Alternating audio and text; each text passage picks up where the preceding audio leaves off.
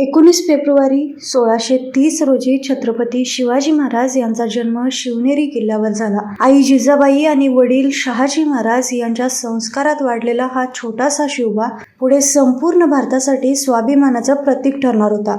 याची चाहूल तेव्हाच लागली गेली होती. लहानपणीच जिजाऊंनी त्यांना रामायण महाभारताच्या गोष्टी सांगितल्या. अन्याय सहन करू नकोस, धर्म आणि मातृभूमीसाठी लढ, हे बाळकडू शिवबांच्या मनात खोलवर रुजलं. दादोजी कोंडदेव यांच्या मार्गदर्शनाखाली तलवारबाजी, घोडेस्वारी, युद्धकला याचं शिक्षण घेताना शिवबा फक्त शस्त्र चालवायला शिकले नाहीत, तर लोकांच्या मनात घर कसं करायचं हेही शिकले.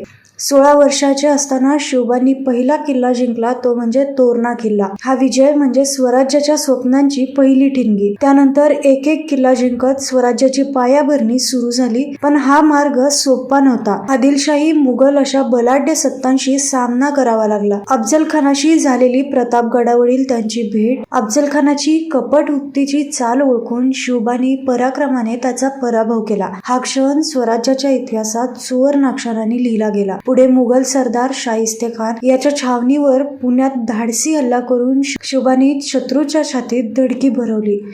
पण आयुष्यात पराभवाचाही सामना करावा लागला. आग्र्याला औरंगजेबाने कैद केल्यावर अनेकांना वाटलं आता शिवबा संपले. मात्र औरंगजेबाच्या कैदेतून सुटण्याची त्यांची योजना अद्भुत होती. फळांच्या टोपल्यातून सुटका करून त्यांनी पुन्हा स्वराज्याच्या लढाईला नवी दिशा दिली. हा प्रसंग त्यांच्या बुद्धिमत्ता आणि धैर्याचा सर्वोच्च पुरावा होता. शिवबा फक्त पराक्रमी योद्धे नव्हते, तर उत्तम प्रशासकही होते. त्यांनी अष्टप्रधान मंडळ स्थापन करून सुशासनाची मजबूत रचना उभी केली. स्त्रियांचा सन्मान, शेतकऱ्यांचे रक्षण, धार्मिक सहिष्णुता या मूल्यांवर त्यांचे राज्य उभं होतं. म्हणूनच जनतेच्या मनात ते फक्त राजा नव्हते, तर ते रयतेचा राजा होते. अखेर तो सुवर्णक्षण उजळला. 6 जून 1674 रोजी रायगड किल्ल्यावर शिवबा यांचा राज्याभिषेक सोहळा पार पडला. शिवबा आता छत्रपती शिवाजी महाराज झाले. स्वराज्याचं स्वप्न हे साकार झालं. एका आईच्या संस्कारातून घडलेला मुलगा अखेर हिंदवी स्वराज्याचा छत्रपती बनला. हा प्रवास केवळ किल्ले जिंकण्याचा नव्हता, तर लोकांच्या मनावर राज्य करण्याचा होता. शिवबा ते छत्रपती हा प्रवास म्हणजे जिद्द, धैर्य, बुद्धिमत्ता आणि मातृभक्ती यांचा प्रेरणादायी इतिहास आहे. म्हणूनच आजही प्रत्येक मराठी मन